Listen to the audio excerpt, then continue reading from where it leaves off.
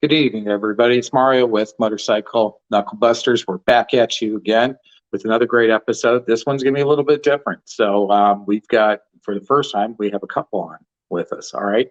I'm kind of excited about these guys because they're great people. I think you're all going to enjoy them. Business-minded people, entrepreneurs. All right. We got a rally that's coming up, and we want to talk about the rally. We want to talk about them. We just want to have a little bit of fun this evening. So if you follow us, thank you. If you don't follow us, hit that subscribe button. Follow us on Facebook, YouTube, everything else. All right. We're going to put up some links for our guests and the things they've got going on. Like I said, they have a rally, and I would highly encourage you to join this rally. I'm very familiar with it, very familiar with the area, and we're going to talk about that. But without further ado, I'd like to introduce Buck and Tonya Shaw. Hi, guys. How are you? Hey, Mario. Good to see you guys. Hey, it's great to see you. So let's see. We're in California, huh? Yeah, Cali, baby. It's sunny. It looks like it's about 80 degrees. We should be riding today. Yeah, it's a little ridiculous. I was out riding Saturday, and here it is right now. It's very cold. So I think the high is supposed to be 40 here in northern Illinois. So it's a little bit rough. So enjoy your weather. Yeah. That's not right, weather. So I was talking, and I mentioned to everybody in the intro and stuff, both of you have a rally coming up, don't you? Along with your partner, Carrie Rep. Yeah, we're pretty excited. We started this thing in like 2017 after a really circuitous road. This will be our 6th year, 5 events in 6 years, taking a year off for the zombie apocalypse. But it's a cool rally at Loretta Lynn's ranch called the Tennessee Motorcycles and Music Revival. And yes. It's pretty special. We're pretty proud of it. And the dates are? May 19th to the 22nd. Right. And so to hit on that, and we're going to get into some other things and come back to it as well. But the area is absolutely beautiful. There's a lot of great riding here. You've got the Tennessee River close. Okay, you can go shoot up to the land between the lakes, Clarksville, Nashville, Memphis. All right. I mean, there's just riding everywhere, isn't there? Yeah, Mario. We're spoiled in Cali because while we have some political challenges sometimes, the riding here is really nice. But I got to say, Tennessee, unbelievable. You can head out of that ranch, head up Highway 13 towards Alabama. It's one of the dopest roads I've ever been on. Yeah. I'm trying to think of the site that rates the roads, but some of the top rated rides are, within 20 minutes of that property. And it's just beautiful, just gorgeous, gorgeous roads and gorgeous countryside. And then we're talking about the roads, but my goodness, the venue you guys have is absolutely second to none, is it not? So Carrie and I rolled in there almost 10 years ago. We were trying to do this, and we got close, but it didn't come to fruition. But drove over that hill. And the story is that I guess Loretta and her husband in 1965 did the same thing. They drove over that little hill, and Loretta's career was kind of blowing up. Not kind of, it was blowing up. She was cracking new frontiers for female country artists. And she said, this is it. And they bought it the next day, I guess. And then her husband, who was just a man's man, built most of the infrastructure on this property. And I did not know. Yeah, it's truly a special place. You can't match that venue, in my opinion. I've been to rallies everywhere in the United States, and there's plenty of great ones. But that venue is special. Yeah, it's pretty cool when you pull up there and there's the sign out front, and it tells you Loretta's place is 2 miles. So basically she got a 2-mile drive. Yeah, they got a museum out there and a replica of her house that she grew up in, in Kentucky. And the biggest thing, I think, Mario, that I learned from Loretta, and we get to be with her in a non-COVID environment. Usually we see her a few times a year and spend some time with her, is just not only was she an amazing artist who broke, glass ceilings for artists and women artists, but she's a badass. Like, she gets entrepreneurial effort. She gets taking risks. She understands motocross. She loves the motorcycle vibe and culture. And she's tickled because they've had the motocross Ami Nationals out there for 36 years. Yeah. And she loves that now it's moving into the V-twin community. She's all about it. But the biggest thing I learned, or we learned from her, was just how to treat people. I mean, we already felt we were pretty good at customer service, but Loretta, when Loretta has somebody over for a party, she knows how to take good care of them. That's outstanding. That's outstanding. So really looking forward to it this year. And I want to come back to it, but I want to get to a couple of other things. So I want people to know a little bit more about, both of you. I mean, you're a dynamic couple, and dynamic individuals. So let's get into a couple pictures and let's talk some stories and stuff. So I'm scared. Yeah, well, I saw this one and I was like, oh man, I remember being in pictures like that. So, but so Buck, I mean, you've pretty much been an athlete all your life and around athletics, right? Yeah, but I was a horrible basketball player, Mario. I was the tallest kid in the picture. I'm the kid in the middle, but damn, I could not find that hoop to save my ass. That's but all yes, right. Yes, I've been competitive my whole life. Okay. Tanya's probably more of an athlete than I am, to be honest. Well, I didn't know that. So tell us about that, Tanya. Oh, I grew up playing sports all year round. That's kind of what my parents did to, I think, keep us entertained. So I've played softball, basketball, tennis, pretty much anything my parents could put me into, I played growing up. So now, what about now? Is there anything that you like to play now? Yeah, I actually took up tennis. God, Okay. 15 years ago and excelled really well, but actually, since I've lost my vision in my right eye, I haven't played. It makes it a little bit more challenging. Absolutely. Yeah. So, but Yeah, we wake surf and. Mario, there was an afternoon. You get these guys who are real serious baseball players and they gravitate towards recreational softball, and they take it way too seriously, right? They're like, serious softball players. And I went out. I'd never seen Tanya ball, and she's telling me how great she was, and she, had scholarship offers. And I'm telling you, bro, she was better than any dude out there. And there were some really good guys. That's not awesome. true. I can hold my own. No, she's got a bat and she's got a glove. She was aggressive. I was impressed. That's outstanding. I find it interesting. People who were very athletic, young, when they're older, what they end up taking up and what they end up doing. I mean, we talked to Valerie Thompson recently, and she's in the pickleball big time. Yes. It's a great game.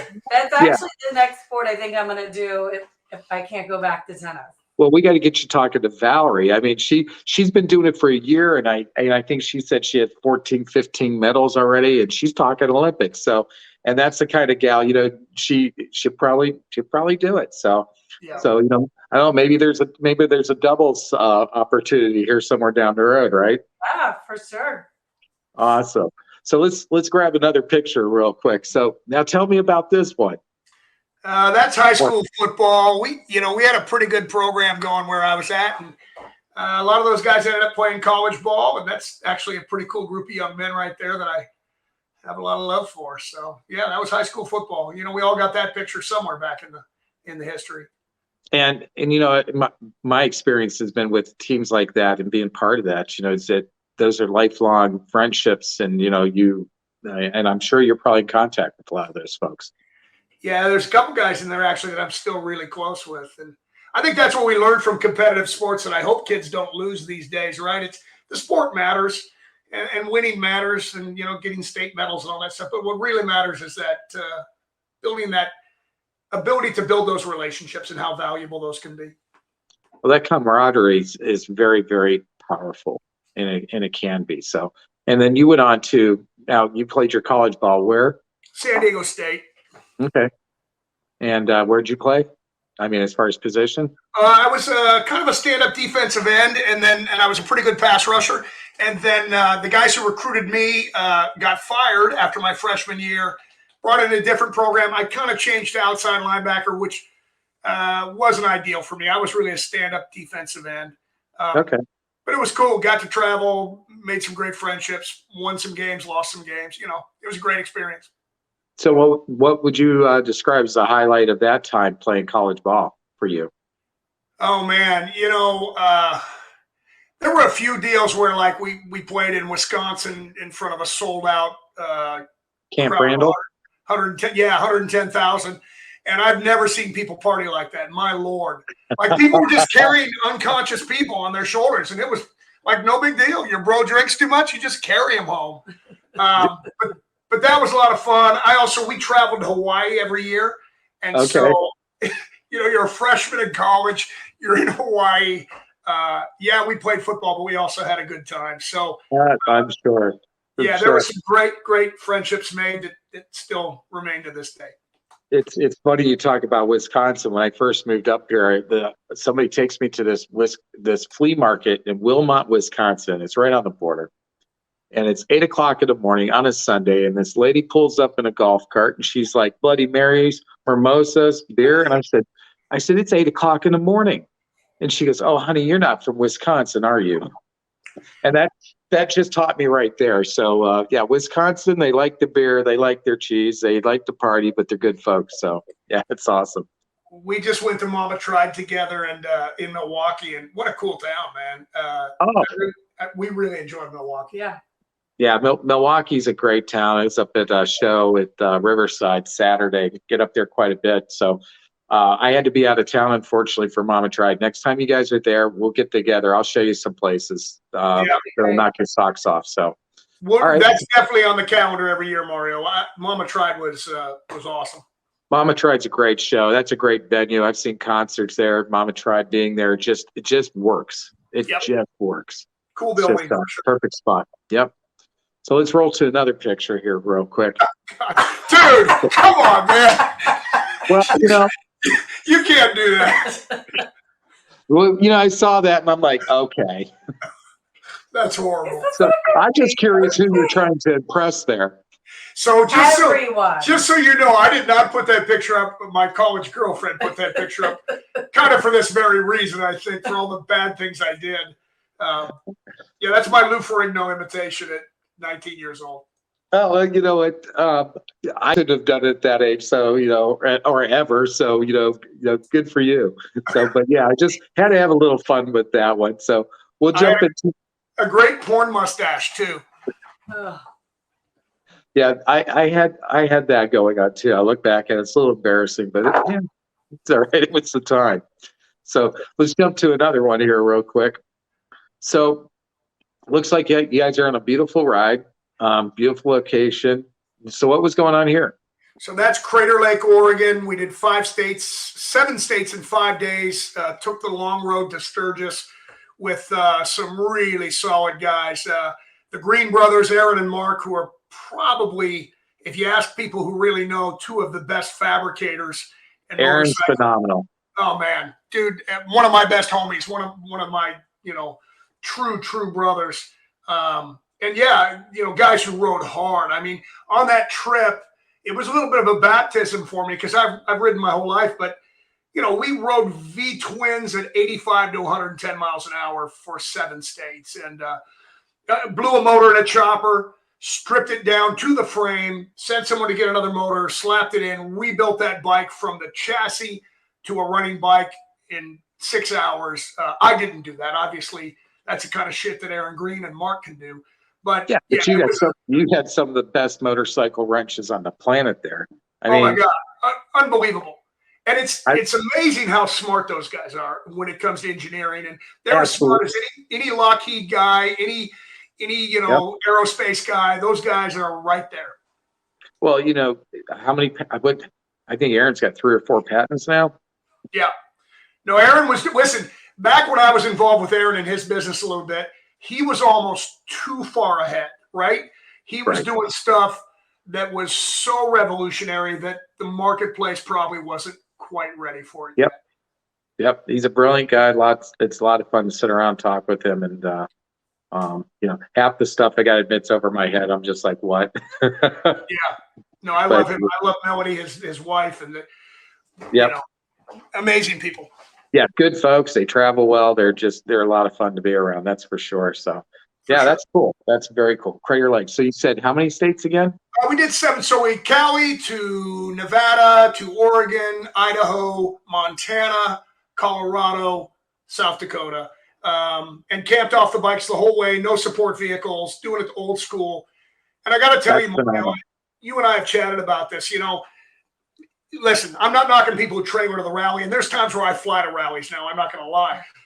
But if you can get out there and be on the road in the middle of America and meet people and stay with them and eat with them, and it really renewed my faith in America. And I know that sounds corny, but there's this, this dialogue every day that we're either crazy over here, we're crazy over here. And my experience has been most of us kind of want the same thing. And that's what I experienced on that trip, was just how smart people are, how common sense people were, farmers, ranchers, working people.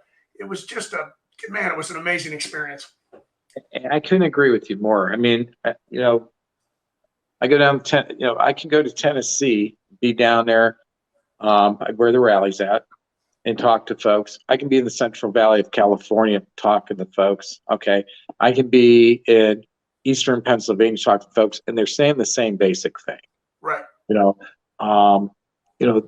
America's America's healthy. It's the other institutions within America that aren't necessarily healthy, and I think that's what we need to recognize. And I think that's what people are learning. Well, I think that's what people are hungry for, right? A return to some common sense, a return to, rewarding. And of course, we want to be sensitive to everybody's specific needs, but there's some basics and some fundamentals that this country was built on, and we don't ever need to lose those. No, I couldn't agree with you more, Buck. Yeah. So let's roll to another picture. I'm a little nervous. No, I like this one because we got the rally shirt and everything else, I mean, Do you know what day that was? Yep, that was St. Patrick's Day. Yeah. Like Okay. 3 years ago. Yeah. 3 years ago. St. Patty's Day before the zombie apocalypse. That was a fun night. Yeah, that was a good time. I think that's a great picture. And who took the picture? I think a crazy friend of ours named Debbie Dunkel, who takes a lot of pictures. Yes. Okay. That's cool because you can tell it's not a selfie, obviously, and she got the angle right, so she got a good picture. Yeah, she's a great photographer. Yeah. Well, and I love the picture, and we just wanted to pop this up here because you talk about a dynamic couple, or like the two of you are, but I think this one, this picture just kind of symbolic of you can just see you guys have a clicking nature together, and I just could see that and feel that from that picture. I think it's cool. Thanks, Mario. Yeah. I think the sum of the parts is greater than as a whole, right? We absolutely tend to work really well together. It's pretty cool. Absolutely. So let's run to another one here. So we threw this in here too. Thought that was just good looking picture. Yeah, that's recent. Yeah, we're celebrating our 20-year wedding anniversary and going out to dinner that night. Congratulations. So you can see I got dressed up. Yes. So what would what's the perfect kind of dinner for you two? Well, I mean, for me, I like to go out to a nice steak and have a good glass of wine and just hang out with him.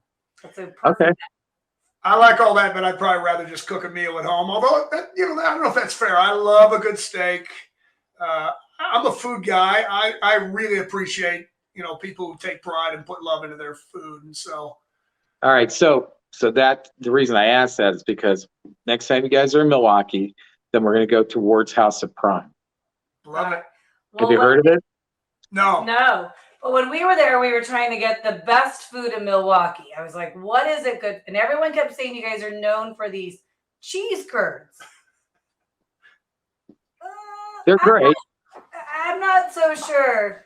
But yes, we would love to come back and have a good meal there. Well, I came home with a bad habit, Mario. I started eating pretzels. And pretzels in Milwaukee are like big and soft and fluffy. They're almost like a donut, Well, if you want pretzels, you got to go to Lakefront Brewery, and so they got some good food there. They got some great beer. It's an old powerhouse that they converted. They turned into a brewery. You do the tour. They make you do the Laverne and Shirley, sing the song and all that stuff at the end. It's kind of fun. That's place for pretzels. Ward's House of Prime, world famous for its prime rib.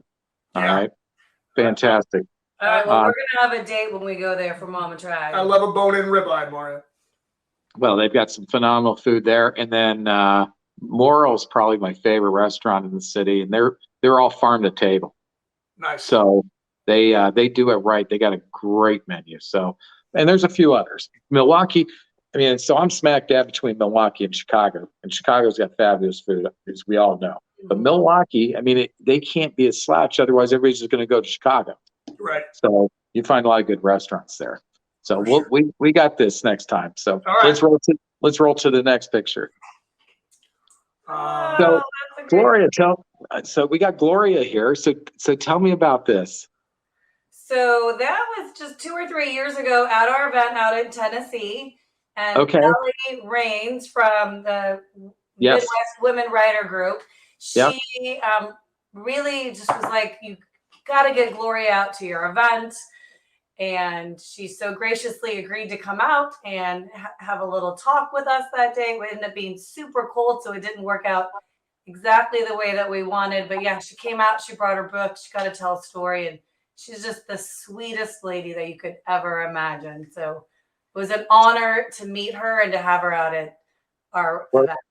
She is a living treasure. There is no doubt. What a great lady. And I saw that and I'm like, oh my goodness, there you are with her, and I've had the pleasure of meeting her a few times, and it's just everybody's impression is always the same, just like yours. Yeah, she's a great lady. Wonderful. So yeah, well, I'm kind of losing my train of thought. So, but I think she's supposed to be back in Sturgis this year, but I'm not sure. So yeah, we talked to her daughter recently about her coming out. I think it's important for us to, with the history of Loretta as the matriarch, we want to be friendly to everybody, but female riders would really love the vibe of our event because everybody's friendly, everybody's safe. We don't tolerate any bullshit. If you want to be a tough guy, we're not the event for you. We're about having fun. And that female rider group, well, I know some of the old school guys don't like it as much. Hey, these gals are wanting to ride their own bikes. Tanya can tell you about her experience recently, but I want our event particularly to be very friendly to everybody, but especially to female riders.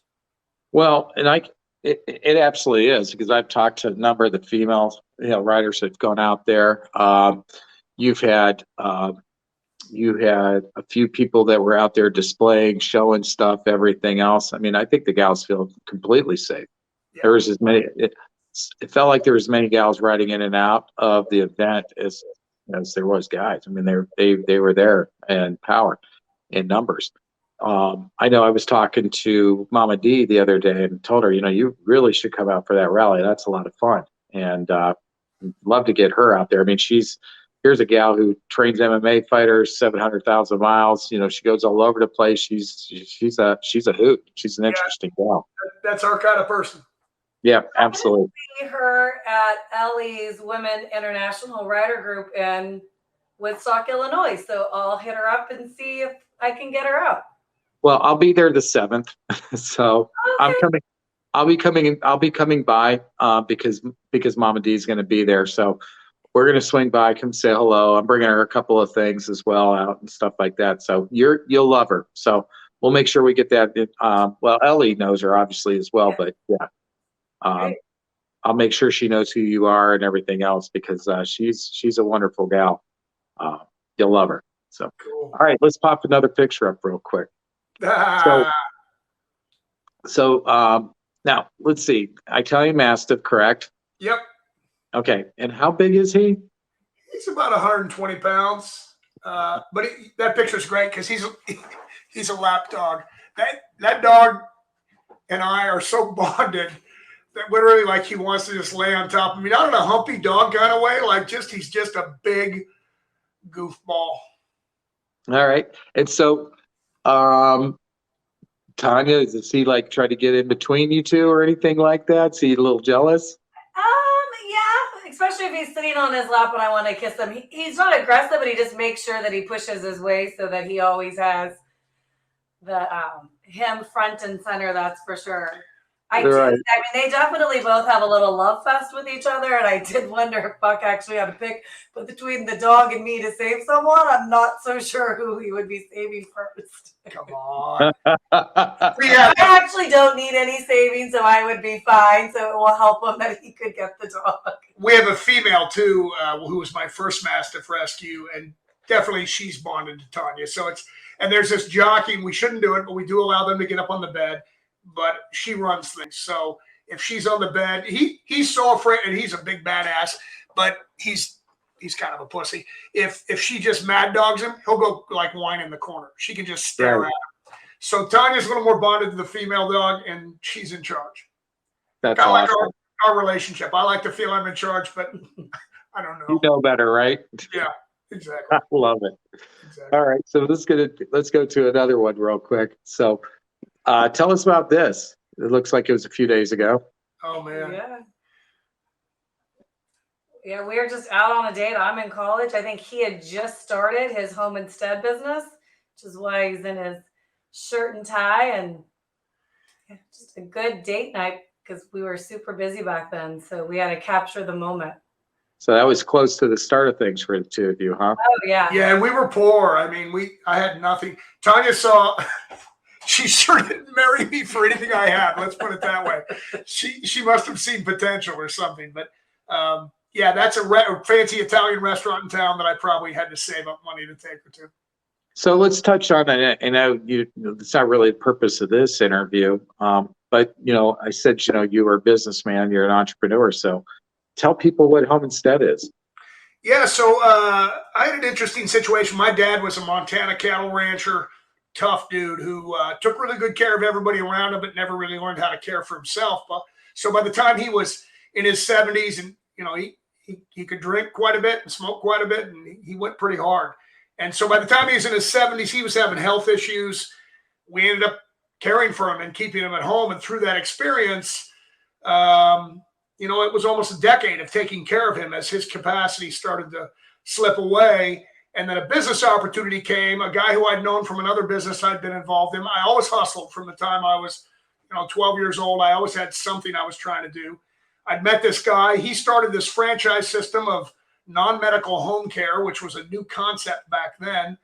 And I got involved in 1996, started that in 1997, and have run a home care business. And then Tanya got really involved in the last 10 years. And really, Tanya probably is, she's got a great financial mind, great accounting background, great with financial strategy. So together, she came into the business, and it's really been a great run. We've had 25 years.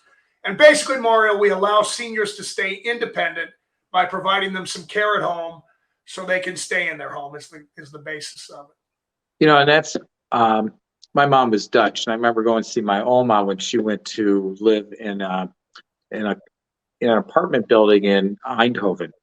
And it was really cool because they know how to take care of their older population. And she had her own little apartment. But if she didn't want to cook that day, she could go down, and they had a little restaurant there. She could ring the bell. They'd bring her food. Okay. A little garden area out back. Had all these things, it was her space. It was her home. She lived well, and that's with honor and dignity. And I think, man, I have a lot of respect for you guys because you're providing that. And I've also noticed, just looking at things between both of you, and I think this is a team effort. Okay. Seems like not only do you take care of your patients and the people that you're charged with, but your employees. You can't have one without the other, bro, and that's what a lot of businesses miss, right? Of course, yes. The client is always right and all that stuff. You got to start with the people who do the work, and you got to provide them opportunity and a great setting to be the best they can be.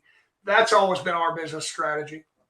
Yeah, I'm very impressed with that. I was very impressed, and I did notice that, and I wanted to bring that up. And like I said, didn't want to make that the focus of this, but I thought it was important because I respect those that respect others, and and especially our elderly population. I think it's outstanding. Thank you.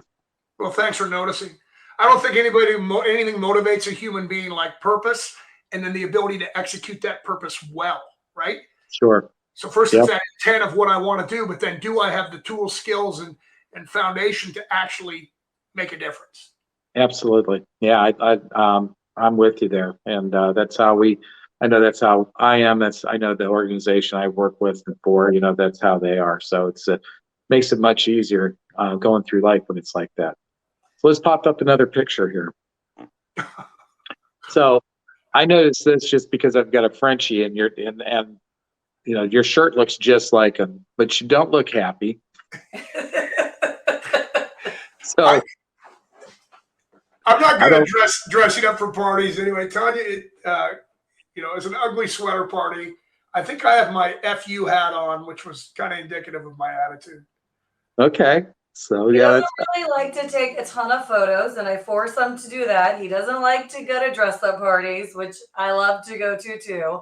So he's pretty much just tolerating me in that moment, as you can tell by his facial reaction. That's for sure. yes. No, that's a great picture. It just like I said, he does not look thrilled at all. So that's wonderful. So let's roll into another one. So want to get back and talk about the revival, because that's really what we wanted to show up and talk about. So this picture, I don't know how many pictures I've taken of this thing. I've taken pictures of it in the morning, afternoon, at night. I've swung by different times of the year. It just seems to be a place that when I'm going by, I like to go by and listen to the water rushing by. So tell us what your thoughts about it, and explain to people what this is. So that's the iconic mill house right across from Loretta's property. Her home. That's a view from her front porch to the iconic mill house. And it's just, it has a special feeling about it. And I think, history, and it is actually its own town. That is the town of Hurricane Mills, Tennessee. Just to the left of that is a post office. And then over on that same side is Loretta's museum, replica of her home from Kentucky. And you got to see the property. You got to experience it. Yeah. I'll tell you a funny story, though. I probably shouldn't tell it because I don't want to encourage bad behavior. But that bridge to the right of it there, at the end of the first year, it was pretty rough. We had the first year's always tough, and we had thrown a very expensive party for not very many people. And Carrie, our partner, came over and said, "Hey, we're going to take a hayride." And I'm like, "I'm not taking a freaking hayride. I'm tired." She's like, "No, this is with the team. We're going to do this."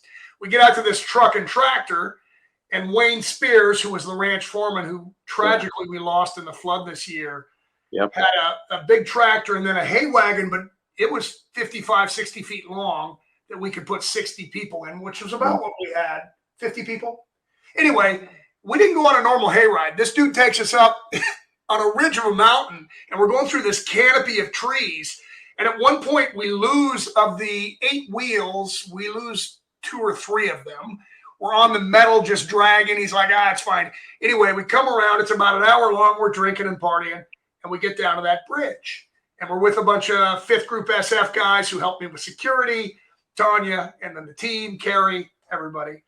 And Tanya, who can be a little wild sometimes, goes, "Let's jump off the bridge." And I'm like, "No, bad idea." And before I can even blink, her and like 3 Green Berets are pulling their clothes off, and they're all in their underwear. And they go up and they jump off the bridge, which you're not supposed to do, by the way. There's a sign there that says, "Don't jump off the bridge." But we couldn't see it because it was at It was night. dark. So we didn't know that. Oh, okay. Well, I was curious if the sign came up afterwards it got posted, because I've seen the sign. So The sign was there. Huh? We didn't see the sign. And of course, once they jumped, it created the social phenomenon of everybody wanting to jump. And so, everybody jumped in the river. It was a special baptism of Tennessee river water. But I'll never forget that image of Tanya and like 4 or 5 Green Berets. Thank God they're wearing underwear. They're all in their tidy whities. Tanya's up there in her bra and her panties, and I'm like, "Yeah, you know what, babe? Just don't get hurt." I mean, Tanya's a force of nature. I'm not going to stop her from doing anything she decides she's going to do. Well, aren't you glad we didn't find any pictures of that night, huh? Yes, that's a good thing. Yes, it was. That was a no photographer kind of moment. So folks know, that's, like you said, that picture was across the street from Loretta's house. Okay. And the town's behind there. There's a museum. There's all that stuff to see. And that's back. You have to actually pass through the area where the rally's at, where you hold that.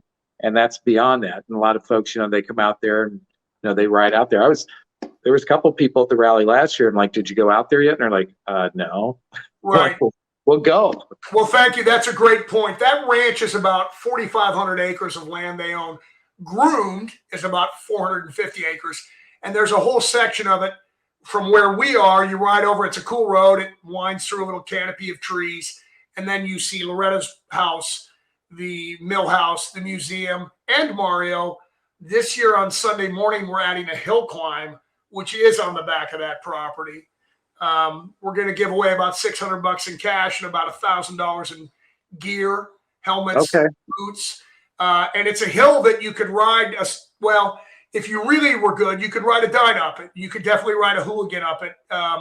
You know, motocross bikes could eat it alive. It's not a professional hill climb, but it is enough where it's going to be really fun and really exciting. I'm hopeful that we can get some guys on Pan Americas to run it, because it would be a Pan America could eat it up. Yeah, it's right up there. Yep. So that's going to be a lot of fun. We'll have a pancake breakfast that day. We always do Moto Church on Sunday, which is pretty cool. And then we'll have pancakes and Bloody Marys, and we'll go watch the hill climbers. So can't wait. The property does need it. And, you know, I also want to say, I want to do pay homage to the people in the community there, the people in Waverly, the people in Buffalo, the people in Bucksnort, the people in Dixon are just, man, they're just the friendliest, coolest people. And so as you're around the rally and you experience the community, it's very special. It's a very friendly group of people who are going to take really good care of us while we're there. And they are. They're friendly, extremely friendly people. You can go down into Waverly. They got a little place there called the Milkshakery. Have you been there? No, but I have been to the Sonic with Anthony a few times. Okay. Well, you got to go to the Milkshakery. So you know how you come into town on 13, you continue on 13. It's right there in them little shops on the corner. They make these epic milkshakes. I mean, they're about this tall. Okay. And they're really made for two, but you got to go check it out. They're pretty good. Well, I also love that if you go down the road towards the river a little bit, there's a Mexican joint on the left. We're from Cali and obviously raised with really good Mexican food here, but it was actually pretty damn good food. So that was nice to get a taste of that out there.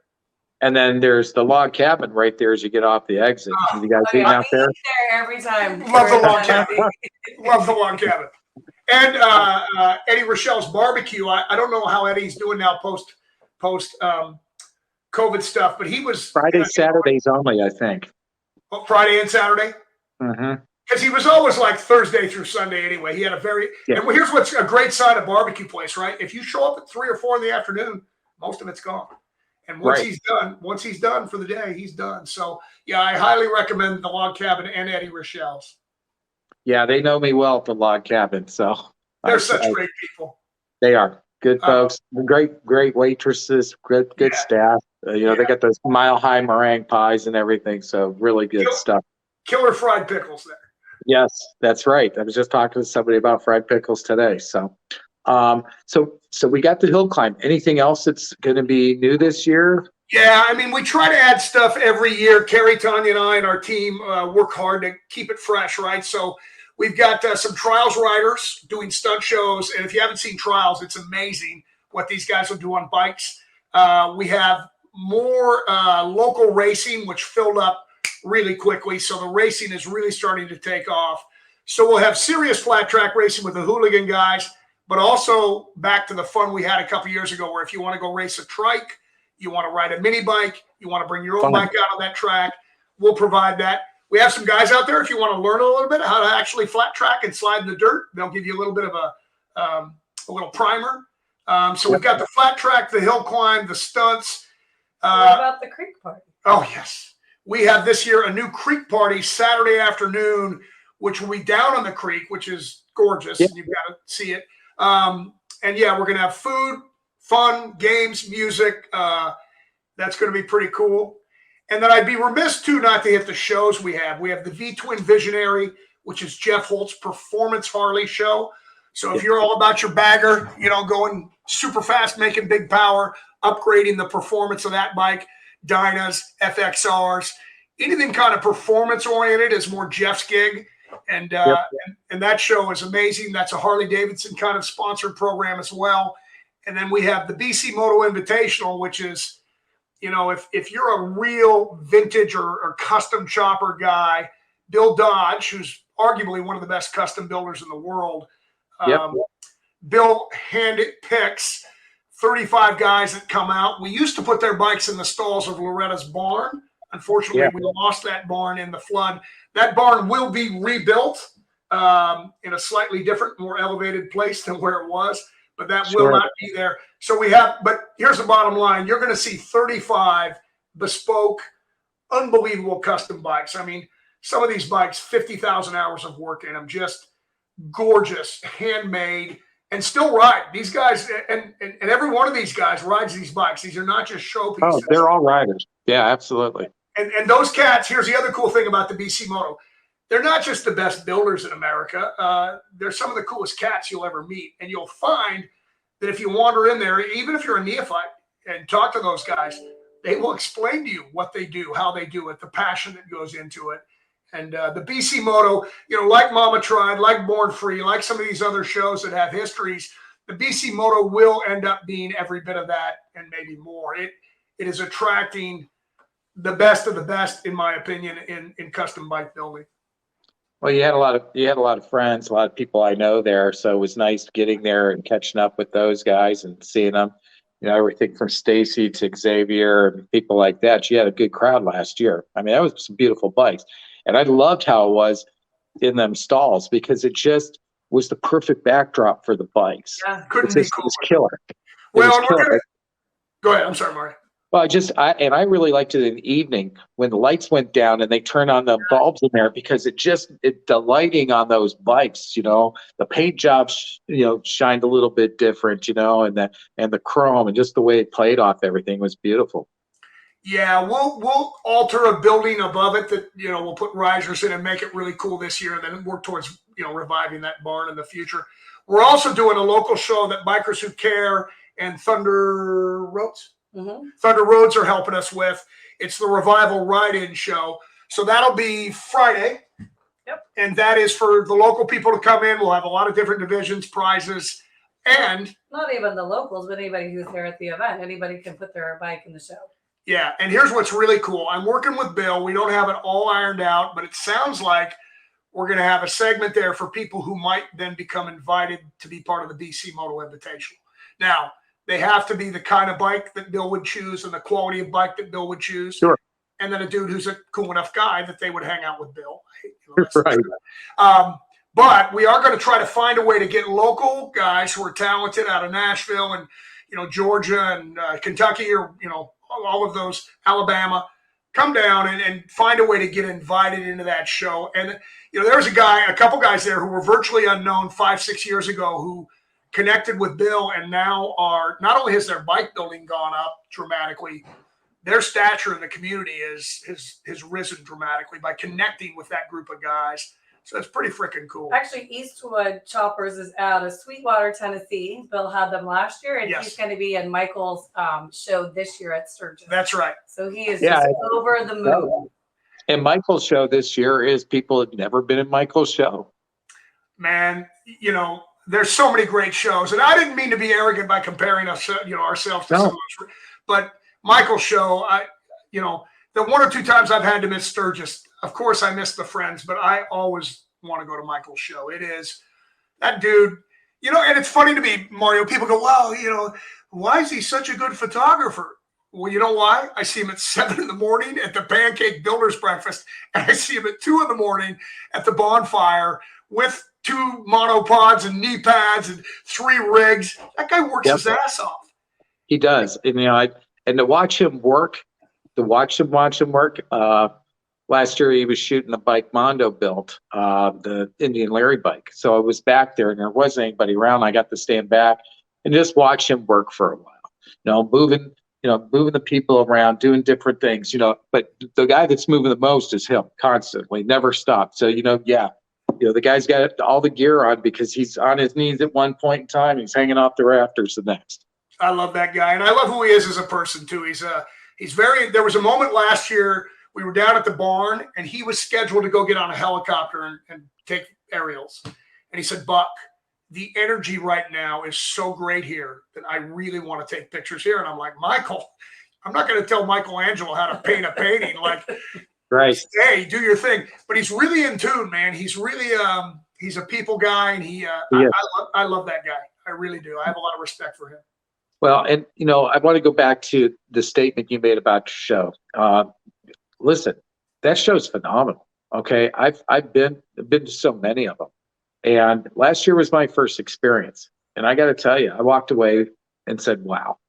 I was so impressed with the quality of bikes that you had there. There's nowhere close that I know of proximity to there that you can go see a collection of bikes like that. So people, if you're watching this and you're an hour or two away, okay, I don't care, even further. You love bikes. You should go there. You should go to your show. They should go out and see those bikes. They should see the other festivities and the other things that are going on. Speaking of, I want to pop up another picture real quick too. That's the grounds. So, now who shot this of the grounds? That's shot aerially from the look of the dirt there. That's probably a motocross shot, because see how groomed the track is? When that track is fresh like that, that tells me they're running motocross. That track, you're not even, if you put your foot on that track, you cannot compete in an AMA national or an AMA event there, because it would give you an advantage theoretically. So we use part of the track for the flat track, but we also keep most of that separate. But yeah, it gives you an idea. And to your point earlier, okay, if you look at the left and right side of that, where that right side kind of stops, there's another half a mile of beautiful camping, some powered, some not powered. And then if you went over the hill, there's that whole other section we talked about where Loretta's house is, the museum, and the mill house. And I want people to know, Mario, we sold out of powered spots, but we can camp another couple thousand RVs out there, no problem. We have a water truck. We can get you dump out if you need it. And most modern RVs are good for 3 or 4 days these days. So I don't want people to think just because I can't get a 50 amp or a 30 amp hookup. During motocross, they have, 10,000 people out there in RVs. We can accommodate. And once a lot of people see sold out on the powered stuff, they're like, I'm not going to go. If you've got an RV, man, we can accommodate you. Well, and there's other options. You've got have you sold out of the what do they call it, clamping spots? So we have the glamping tents, and thank you. They're 16-foot canvas bell tents. They have bedding in them. We did increase the price, but that's because we made them all have an air conditioning unit and all have power, which increased our cost quite dramatically. But that time of year in Tennessee, you want AC just in case. And you don't want to be in a tent and be uncomfortable, but they're beautiful. And we still have some of those. They're selling briskly, but we have some of those left. And then also, Mario, just tent campers. If you're one of the guys out of 5th Group at Fort Campbell and you want to throw your tent on the back of your bike, I think it's $10 a night to camp in a tent. So it's very friendly to the tent camper as well. And it's just beautiful. I mean, there are people who be camped along that creek all the way down. And yeah, those tents are a good option. RVs are a good option. And so are tent campers. So you brought up 5th Group guys. So you do offer military discount as well, correct? We do. We offer a 15% discount to all those guys. That's our deepest discount we do. We really, really, really appreciate and respect all the men and women who serve in the military and as our first responders. We've worked with military charities over the years and would love to find a local one we can kind of partner with. But we want to honor those men and women. We know where our freedom comes from, and we do appreciate it. Oh, that's outstanding. I'm happy to hear that. So military discounts, group discounts as well, correct? Yeah, we do. We have some cool group things. If you've got more than 8 or 10 people, you can go on the webpage. I think for every 8 people, you get a free spot, so it brings the cost down on the pass overall. But if you've got a bigger group, we're getting a little late in the game here, but we'll still try to accommodate you. If you've got a group of 20 or more, reach out to us through the website. We'll do everything we can to get you your own spot and really accommodate it. And then, Mario, we also have some cool VIP experiences that are pretty neat. I'll let Tanya speak to. Yeah, well, we did sell it on our Ultra VIP, but we still have some that they can meet and greet the builders this year, which is really nice. And then there's a fish fry, and we do a specific ride for them too. So kind of a way just to create more experience for our guests. We're all about experiences. That the VIP that's still available to that fish fry, I don't want to understate that. We're literally going to get a group of guys and gals. We're going to ride to McEwen, Tennessee, which is not too far. Yep. We're gonna go out on a property and hang out and eat. This structure is probably as old as the mill house. It's been there for 150, 200 years. And it's like the ranch. The vibe out there is just gorgeous. We're going to eat catfish. We're going to party. We're going to listen to some good music and then ride home. And that's included in that VIP. Now, is that place out on 70? That you're talking about? No, it's a guy's home. It's their homestead. And I think their family's been there for 4 generations. Okay. And it's pretty cool. I know there's a couple nice properties out there in McEwen. So, and there's one big place that's right on 70. So I thought maybe it might be that. So now this is not a commercial. Yeah, this is a hidden gem. It's not a commercial spot, but it's pretty cool. So that's wonderful. So, and the thing is, I think people need to understand people in Tennessee do things different, and they're the great host. They really are. So I can't imagine this could probably be a phenomenal experience for somebody that hasn't experienced Tennessee, the folks of Tennessee, and how they like to do things. Yeah. Or a fish fry. I didn't even know fish fries really existed. So yeah, we'll be eating some catfish. And I think you're hitting the nail on the head. The people are hospitable. We want to be super hospitable. We want every single person to come and have a great experience, whether you're a seasoned biker, whether you're a newbie who loves the music. We get a lot of people, Mario, who just come for the music because we've got such great music coming out of Nashville. But yeah, it should be a great experience no matter what your background is. And I think that's one of the coolest things. I had some friends come out who weren't from the bike community, and they're like, oh my God, people are so friendly. And I'm like, yeah, it's not Sons of Anarchy. It's it's a group of people who have passion for motorcycles and for music and for each other, and that's what we're celebrating. Well, it's not fun. What's that? Oh, I was just going to say, I kind of feel like our rally, though, is very different than anyone that's out there. It is. So it's more intimate. It's different.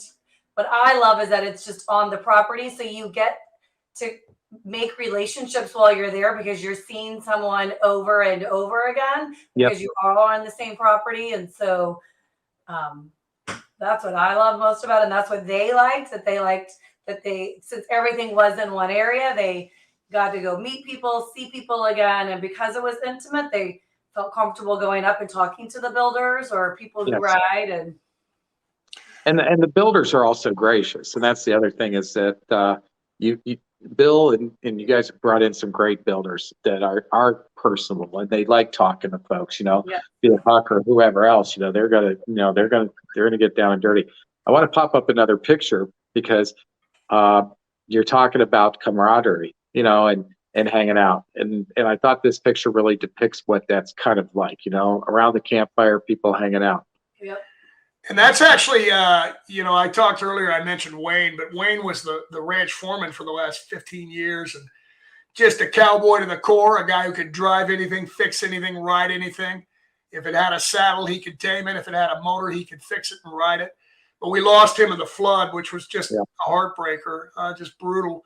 But that's actually a baby bonfire. When Wayne would make a bonfire, he would stack 4 8-foot Lincoln logs, and the thing there, after all the music's done in the big pavilion and Billy Gibbons and his friends are done playing, we go down to the campfire every night and we hang out. We have s'mores and drink beers.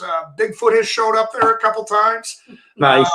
You never know what you're going to see at the campfire, the bonfire, but it's pretty dope, bro. You're going to hang out and you're going to make friends. If you come with friends, cool. But if not, you're going to make friends down there.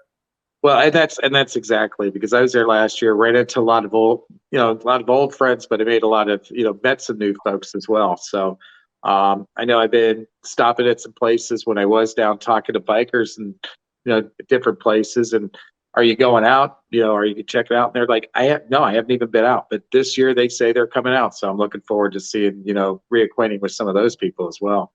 Well, and Tanya kind of hit on it from the beginning, Carrie and mine's vision, and then Tanya's as she got involved in the rest of the team. We are trying to do something a little different. We're trying to be authentic with the music and authentic with the bikes and represent performance and custom. And now I should mention also, I think Thursday we even have a vintage show. But we are trying to be more artistically true to what excites us, but still be open to everybody else's tastes. And that's not always an easy thing to execute. There are some people who would prefer a cover band playing AC/DC, which is is awesome. You know, I love some of those. What's the act we always see it? Hairball. Hairball. I mean, it's an amazing show. It's unbelievable. I enjoy it every time. For me, what I love about our event, Mario, is you're not going to just hear a Billy Gibbons and a Tim Montana and some guys who are a little more established. You might hear the next thing. I mean, you're going to hear emerging artists out of Nashville that are so good. We've had a really great book of business with the music over the years. Artists who go on to do really cool things. If you like that, you watch the show Yellowstone. Yeah. So almost every artist we've employed ended up on the Yellowstone soundtrack. So every time I hear like Whiskey Myers or, Steel Woods or one of these, I'm like, oh my God, that's us. That was one of our, you're really going to hear great music. And we want to celebrate that equally, being outside of Nashville and Memphis. And I absolutely love music. I'm always going to shows, and I can tell you, top notch music, wonderful music. I want to pull up another picture here. So I was actually standing next to the photographer on this one, but you were out there. This was, I think this is right after they did a little thing with the moto crowd. Okay. With the choppers and all the bikes, custom bikes. And then you were out there waving cash around for the best burnouts, weren't you? Yeah, and I want to thank Appleton Harley Davidson. Had underwritten $500 in Harley gear. I think this year we're doing $500 as well. I don't think it's Appleton. I think Harley is sponsoring this year. Oh, I should know. That's horrible that I don't know. Yes. But yes, we will be giving away in-kind Harley gear. And a cool story, Mario. I don't know if you caught this, but we did that last year was first year we did the Burnout Contest. This year will be even bigger and better. And we will have prizes. We were done. And, everyone was starting to disperse. And this cat rolls up on like a 4-cylinder DOHC Honda CB built into a long chopper. Yep. And he's like, can I do a burnout? And I'm like, hell yeah, you can. There. Well, the guy rolls in there and cracks it through 4 or 5 gears or whatever that bike had, melts the frickin' tire. And to hear that 4-cylinder Honda just, at 8,000, 9,000 RPMs, and I'm like, dude, you get $200 too. So we took care of him. But I thought that was the best burnout, was the CB Honda chopper. That was a lot of fun. It was a lot of fun the way you were just kind of rallying everybody and you were getting them all hyped up. I mean, you talk about being a good host. You were definitely being a good host and master of ceremonies during that. I love a burnout, man. I love to watch it, but I'm like, you have to buy a new tire after you do it. So then why do people do it? It's pretty expensive proposition, that's for sure. It's just the thrill and the fun of doing it makes it worth doing. It's just something that's intrinsically cool. Well, now, and talking about that, and you were talking about Harley Davidson. One thing that I noticed last year is you did an amazing job of bringing all the local Harley dealers together to be a part of that. So, Mario, thank you for bringing that up. That's really rare. Harley dealerships by nature tend to be competitive cats and gals, right? Yeah. They want to sell more, do more, be higher on the totem. And a lot of that came from Appleton Harley Davidson, we are in their region of selling motorcycles, right? So it really required that Appleton said, you know what? All these other dealerships are welcome to come into our region and be at this event. And that kind of set the table. And then Tanya and I have really enjoyed getting out and meeting the different dealerships. And then Carrie has been working with Harley for 30 years. Carrie was Bruce Rossmeyer's partner in promotion and events. And she has a ton of existing relationships. We are so grateful for Harley for the love they give us and the support they give us. But a lot of that was from Appleton. And how cool to see 7 different Harley dealerships from the region all hanging out in the same spot. Well, I do think it's the first time in all of Harley Davidson's history that they've had an event where 22 different dealers came together to support one event. Yeah, that was outstanding. I mean, and I that didn't go without notice. I got to tell you. Yeah, I'm really impressed by what the motor companies do. I know a lot of people, I like the new bikes they're building. I think the Pan America was a gutsy thing to do, and I think they did it really well. Tanya's a new rider. You know, Tanya's been on the back of the bike for years. And Well, so wait, let's pop up another picture. I don't want to jump the gun. Sorry. There we go. Yes, that was day one of getting on a bike. He took me to the local high school right down the street, and I was practicing stopping and starting that day. That was 2 weeks ago. So yes, it's been very exciting. And listen to Buck, how proud he is of you. Well, I have mixed feelings, right? Because Tanya has had a ton of retinal problems in one eye, and so she's kind of a one-eyed rider. And then, you know, I've got a 17-year-old, and he's learning how to ride. And look, I want them to experience the same thrill I do. We all know bikes are dangerous. We ride them anyway because it's so intrinsically fun and how it touches you inside, right?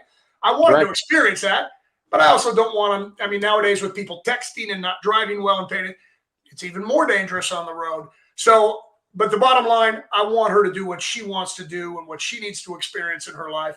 I would never tell her what to do. That's not how we do things. So we found a 97 Evo Sporty 1200, and they're learning to ride. If she keeps riding, Mario, I think that new Nightster with the Revolution would be a great bike for her in 5 or 6 months. Yeah, that looks like a wonderful bike. Well, it sounds like lots of riding opportunities coming up. Tennessee, you're going to be, here soon, you're going to be in Woodstock, Illinois. I was actually there Saturday, rode out there. That's a beautiful area. And if you haven't been to the town, you got to check out the town. That's where they shot Groundhog Day. Yeah, I did not make it last year, but I am going to make it out this year for sure. Okay. Wow, that's outstanding. We'll be at Mama Tried in June. I hope we're both in Sturgis, but we've got some business. Mama Tried's on in June. Born Free. Born Free. Beg your pardon. Thank you. Born Free. And I love Born Free. It's got a California feeling that's pretty unique, and it's an interesting show in its own right. But we love meeting people. If we're out and about, or, you know, Mario is, I know you're the same way. Come say hi, come shake our hand. Let's have a hug, have a beer. We love meeting people. It's really what I love about the motorcycle community, whether you're a hardcore guy or a guy who rides on the weekend. I think it's a common denominator that we all share. Yeah, I'm taking my motorcycle training course this weekend. So hopefully in a couple of weeks, I'll be licensed. So my goal is to try to ride at the Biker Bells in Sturgis this year. That's my goal. Oh, outstanding. Wonderful. But my favorite one, you got to wear a full face, and you got to be smart about how you ride. Yeah, I think I have Biker Bell. I think I got to make some jewelry again for them this year. So I guess I better get on that. Well, and I'm going to say too, I know we're going to wrap here in a minute, but I'm incredibly impressed because I met you a year ago or so, year and a half, and then I see you at the car auction. I see you working with Marilyn Stemp.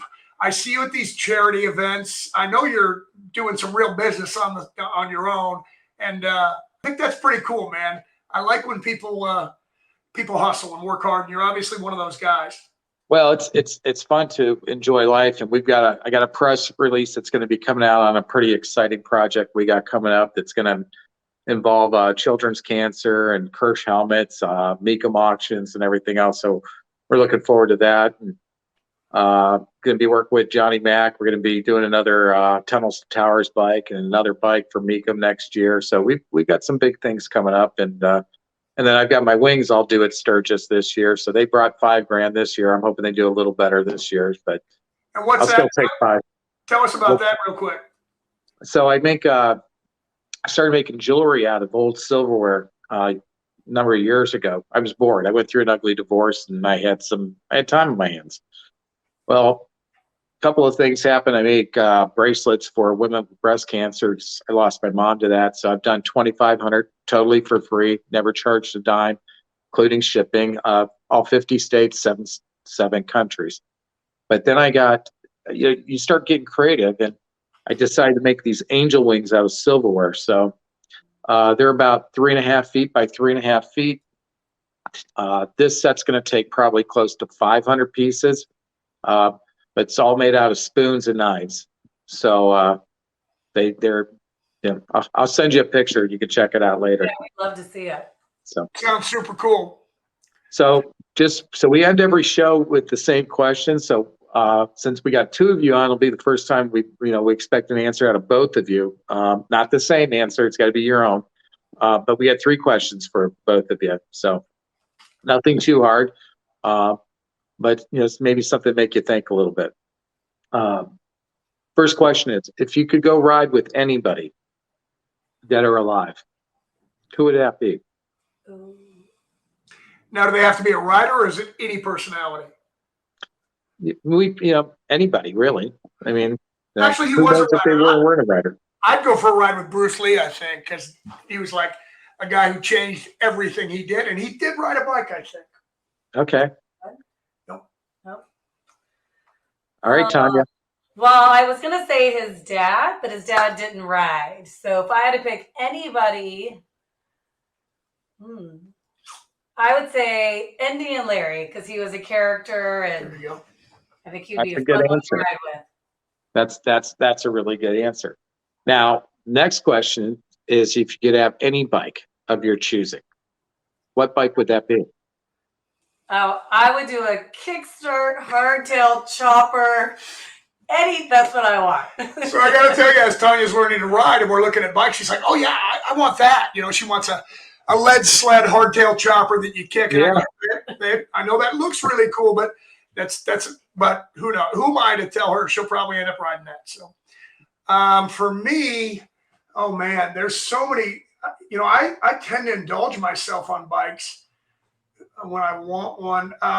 I guess, I still have, I have a lowrider ST that's supposed to be here any day, but Okay.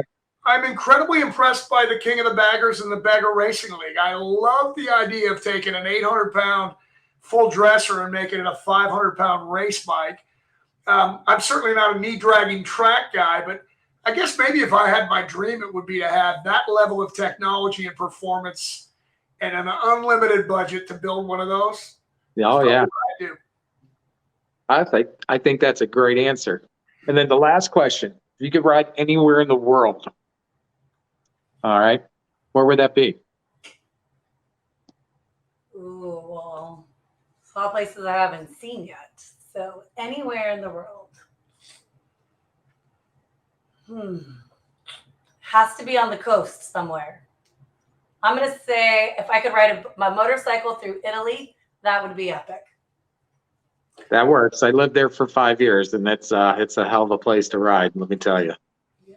And I guess for me, I would like to get back to my roots and in the right season, ride Norway, Sweden, Denmark, experience those Nordic countries with my family would be optimal. And there's so many great bike builders out there, and it's got such a great heritage, really. There's some phenomenal riders out there. That'd be fun.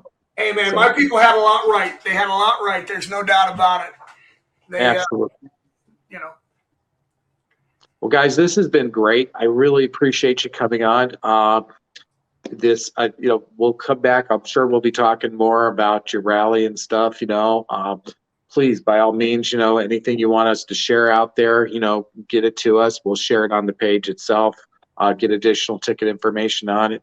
I can do it on the Chopper Show page as well. We put some links up, so folks need to get on here, order your tickets. You can get those tickets ordered. I would encourage you to do it. And like you said, Buck, you talked about the camping. Camping's phenomenal. I think if you don't stay on property, you're really going to miss out on a lot. That's when you find your best time, is in the evening when the lights go down and you get that friendship and that camaraderie there. Mario, I can't tell you how many people, friends of ours, whatever, came out and did that, right? They were going to come from Nashville, and then they had a good time. They're like, we don't want to leave. And so we try to find ways to accommodate everybody, but it's much better if you have your living arrangements already established. Absolutely. So, well, folks, both of you, thank you so much for, joining us. And we hope everybody enjoyed this episode. Thank you. Thank you, Mario. We appreciate you guys. Everyone ride safe. Have a good day.